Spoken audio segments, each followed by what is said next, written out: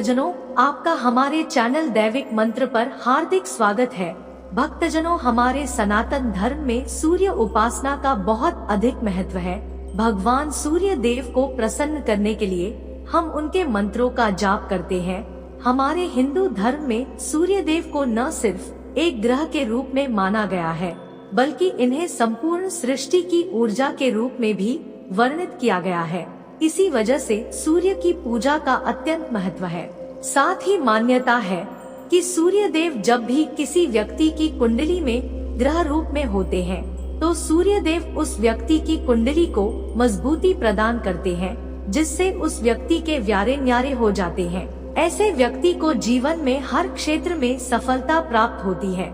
और उसका भाग्य चमकने लगता है। उसके चेहरे पर अलौकिक तेज उत्पन्न होता है। जबकि अगर वही सूर्य देव अगर एक देव के रूप में प्रसन्न हो, तो मनुष्य को धन, वैभव, सौभाग्य और समृद्धि से परिपूर्ण कर देते हैं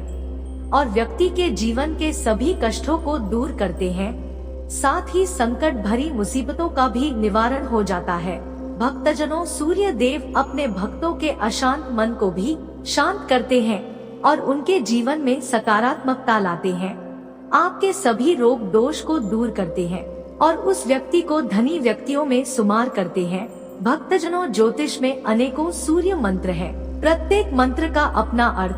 और अलग प्रभाव होता है। हालांकि सभी मंत्र मूल रूप से मन को शांति और जीवन में समृद्धि को बढ़ावा देते हैं। इसीलिए भक्तजनों, सूर्य देव का आशीर्वाद और शक्ति पाने के लिए लोग इनके मंत्रों का उच्चारण करते हैं। परंतु आज हम जो मंत्र लेकर आए हैं, वह सूर्य देव का अब तक का सबसे शक्तिशाली मंत्र है। आपको सिर्फ इस मंत्र को अपने घर या अपने व्यापार स्थल पर, जहां आप काम करते हैं, वहां अपने मोबाइल फोन में चला देना है और पूरा 108 बार सुनना है। तो आइए भक्तजनों, भाग सूर्य देव जी के इस मंत्र का श्रवण कर लेते हैं। परंतु पहले हमारे चैनल दैविक मंत्र को सब्सक्राइब जरूर कर ले। साथ ही बेल आइकन को ऑल पर जरूर क्लिक कर लीजिएगा और कमेंट्स बॉक्स में जय सूर्य देव जरूर लिख दीजिएगा। भक्तजनों, मंत्र इस प्रकार है।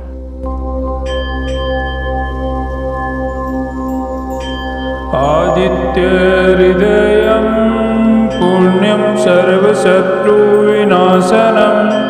जयावहं जपं नित्यं क्षयं परं शिवम्। आदित्य हृदयं पुण्यं सर्वशत्रु विनाशनम् जयावहं जपं नित्यं क्षयं परं शिवम्। आदित्य हृदयं पुण्यं सर्वशत्रु विनाशनम् जयावहं जपं नित्यं क्षयं परं शिवम्। आदित्य हृदयं पुण्यं सर्वशत्रु विनाशनम् जयावहं जपं नित्यं क्षयं परं शिवम्। आदित्य हृदयं पुण्यं सर्वशत्रु विनाशनम् जयावहं जपं नित्यं क्षयं परं शिवम्। आदित्य हृदयं पुण्यं सर्वशत्रु विनाशनम् जयावहं जपं नित्यं क्षयं परं शिवम्। आदित्य हृदयं पुण्यं सर्वशत्रु विनाशनम् जयावहं जपं नित्यं क्षयं परं शिवम्। आदित्य हृदयं पुण्यं सर्वशत्रु विनाशनम् जयावहं जपं नित्यं क्षयं परं शिवम्। आदित्य हृदयं पुण्यं सर्वशत्रु विनाशनम् जयावहं जपं नित्यं क्षयं परं शिवम्। आदित्य हृदयं पुण्यं सर्वशत्रु विनाशनम् जयावहं जपं नित्यं क्षयं परं शिवम् आदित्यहृदयं पुण्यं सर्वशत्रुविनाशनं जयावहं जपं नित्यं क्षयं परं शिवम् आदित्यहृदयं पुण्यं सर्वशत्रुविनाशनं जयावहं जपं नित्यं क्षयं परं शिवम् आदित्यहृदयं पुण्यं सर्वशत्रुविनाशनं जयावहं जपं नित्यं क्षयं परं शिवम् आदित्यहृदयं पुण्यं सर्वशत्रुविनाशनं जयावहं जपं नित्यं क्षयं परं शिवम् आदित्यहृदयं पुण्यं सर्वशत्रुविनाशनं जयावहं जपं नित्यं क्षयं परं शिवम् आदित्यहृदयं पुण्यं सर्वशत्रुविनाशनं जयावहं जपं नित्यं क्षयं परं शिवम् आदित्यहृदयं पुण्यं सर्वशत्रुविनाशनं जयावहं जपं नित्यं क्षयं परं शिवम्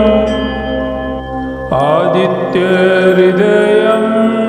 पुण्यं सर्वशत्रुविनाशनं जयावहं जपं नित्यं क्षयं परं शिवम् आदित्यहृदयं पुण्यं सर्वशत्रुविनाशनं जयावहं जपं नित्यं क्षयं परं शिवम् आदित्यहृदयं पुण्यं सर्वशत्रुविनाशनं जयावहं जपं नित्यं क्षयं परं शिवम् आदित्यहृदयं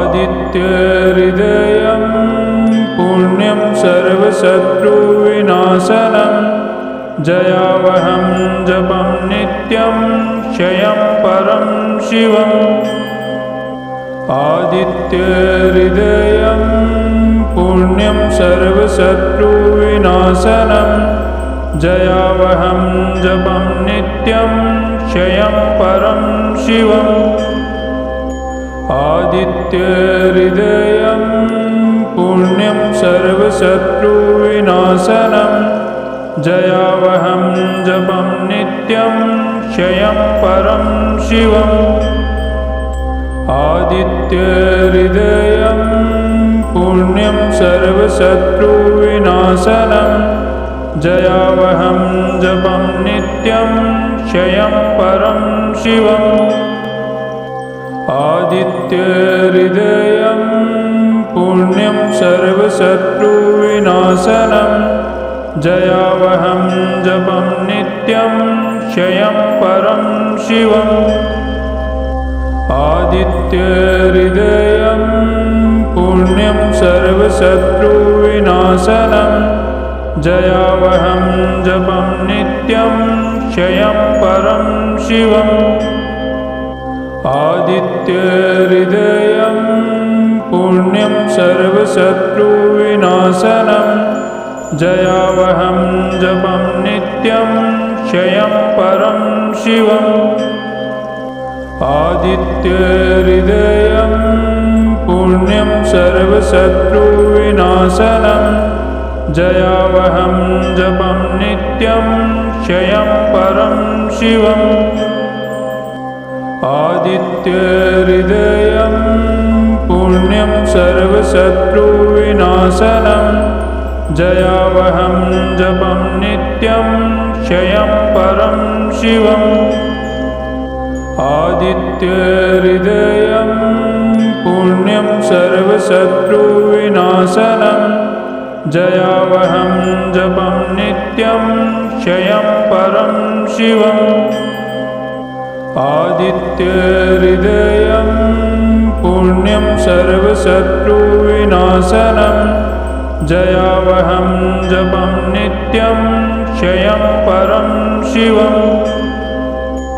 आदित्यहृदयं पुण्यं सर्वशत्रुविनाशनं जयावहं जपं नित्यं क्षयं परं शिवम् आदित्यहृदयं पुण्यं सर्वशत्रुविनाशनं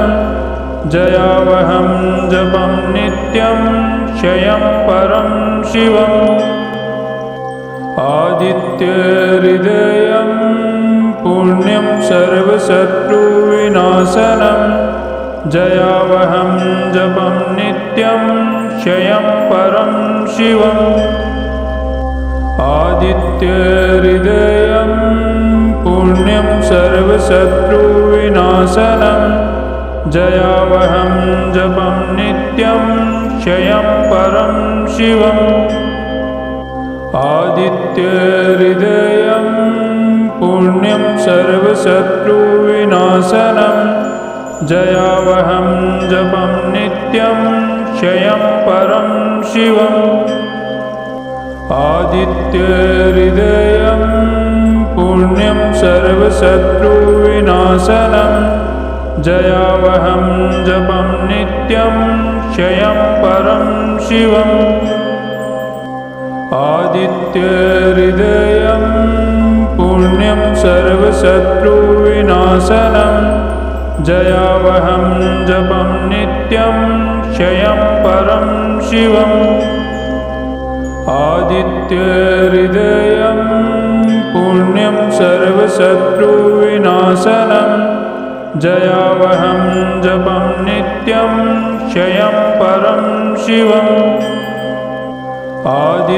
आदित्यहृदयं पुण्यं सर्वशत्रुविनाशनं जयावहं जपं नित्यं क्षयं परं शिवम् आदित्यहृदयं पुण्यं सर्वशत्रुविनाशनं जयावहं जपं नित्यं क्षयं परं शिवम् आदित्यहृदयं पुण्यं सर्वशत्रुविनाशनं जयावहं जपं नित्यं क्षयं परं शिवम् आदित्यहृदयं पुण्यं सर्वशत्रुविनाशनं जयावहं जपं नित्यं क्षयं परं शिवम् आदित्यहृदयं पुण्यं सर्वशत्रुविनाशनं जयावहं जपं नित्यं क्षयं परं शिवम् आदित्यहृदयं पुण्यं सर्वशत्रुविनाशनं जयावहं जपं नित्यं क्षयं परं शिवम् आदित्यहृदयं पुण्यं सर्वशत्रुविनाशनं जयावहं जपं नित्यं क्षयं परं शिवम् आदित्यहृदयं पुण्यं सर्वशत्रुविनाशनं जयावहं जपं नित्यं क्षयं परं शिवम् आदित्यहृदयं पुण्यं सर्वशत्रुविनाशनं जयावहं जपं नित्यं क्षयं परं शिवम् आदित्यहृदयं पुण्यं सर्वशत्रुविनाशनं जयावहं जपं नित्यं क्षयं परं शिवम् आदित्यहृदयं पुण्यं सर्वशत्रुविनाशनं जयावहं जपं नित्यं क्षयं परं शिवम् आदित्यहृदयं पुण्यं सर्वशत्रुविनाशनं जयावहं जपं नित्यं क्षयं परं शिवम् आदित्यहृदयं पुण्यं सर्वशत्रुविनाशनं जयावहं जपं नित्यं क्षयं परं शिवम् आदित्यहृदयं पुण्यं सर्वशत्रुविनाशनं जयावहं जपं नित्यं क्षयं परं शिवम् आदित्यहृदयं पुण्यं सर्वशत्रुविनाशनं जयावहं जपं नित्यं क्षयं परं शिवम् आदित्यहृदयं पुण्यं सर्वशत्रुविनाशनं जयावहं जपं नित्यं क्षयं परं शिवम् आदित्यहृदयं पुण्यं सर्वशत्रुविनाशनं जयावहं जपं नित्यं क्षयं परं शिवम् आदित्यहृदयं पुण्यं सर्वशत्रुविनाशनं जयावहं जपं नित्यं क्षयं परं शिवम् आदित्यहृदयं पुण्यं सर्वशत्रुविनाशनं जयावहं जपं नित्यं क्षयं परं शिवम् आदित्यहृदयं पुण्यं सर्वशत्रुविनाशनं जयावहं जपं नित्यं क्षयं परं शिवम् आदित्यहृदयं पुण्यं सर्वशत्रुविनाशनं जयावहं जपं नित्यं क्षयं परं शिवम् आदित्यहृदयं पुण्यं सर्वशत्रुविनाशनं जयावहं जपं नित्यं क्षयं परं शिवम् आदित्यहृदयं पुण्यं सर्वशत्रुविनाशनं जयावहं जपं नित्यं क्षयं परं शिवम् आदित्यहृदयं पुण्यं सर्वशत्रुविनाशनं जयावहं जपं नित्यं क्षयं परं शिवम् आदित्यहृदयं पुण्यं सर्वशत्रुविनाशनं जयावहं जपं नित्यं क्षयं परं शिवम्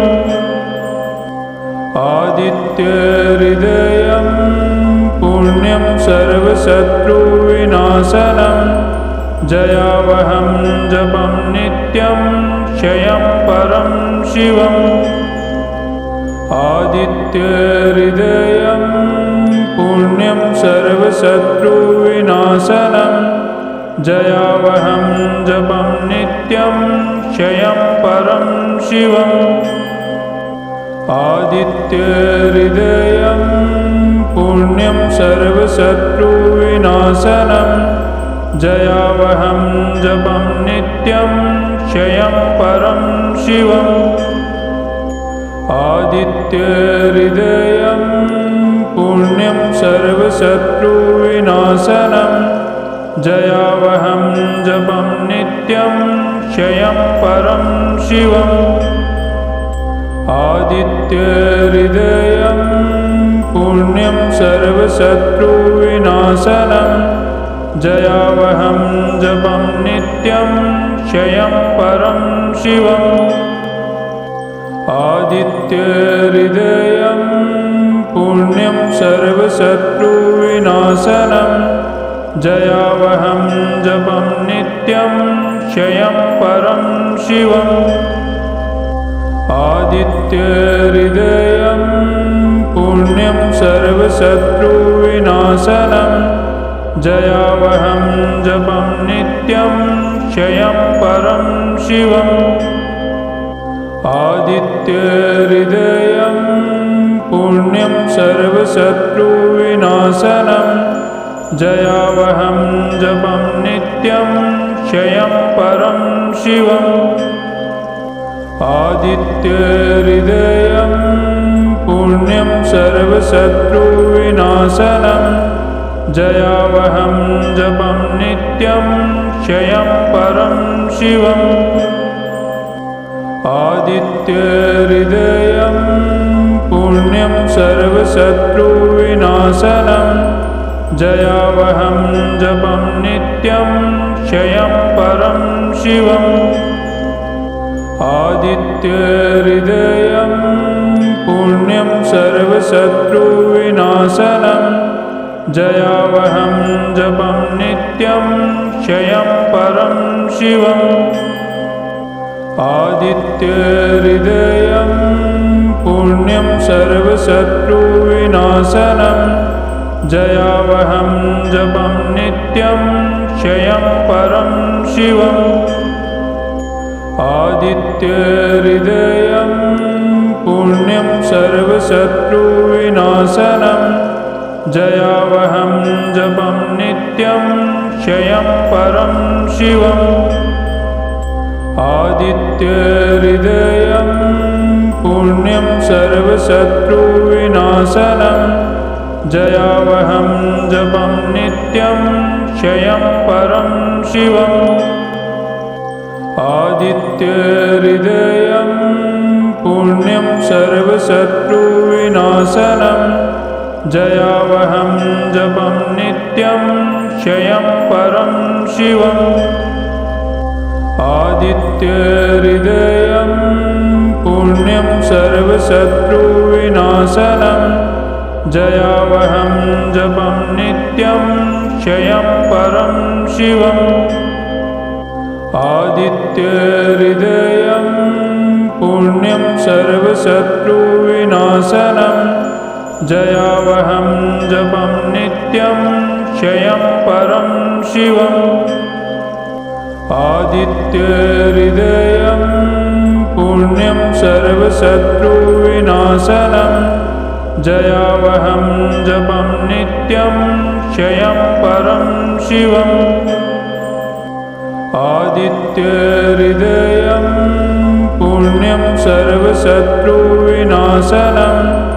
जयावहं जपं नित्यं क्षयं परं शिवम् आदित्यहृदयं पुण्यं सर्वशत्रुविनाशनं जयावहं जपं नित्यं क्षयं परं शिवम् आदित्यहृदयं पुण्यं सर्वशत्रुविनाशनं जयावहं जपं नित्यं क्षयं परं शिवम् आदित्यहृदयं पुण्यं सर्वशत्रुविनाशनं जयावहं जपं नित्यं क्षयं परं शिवम्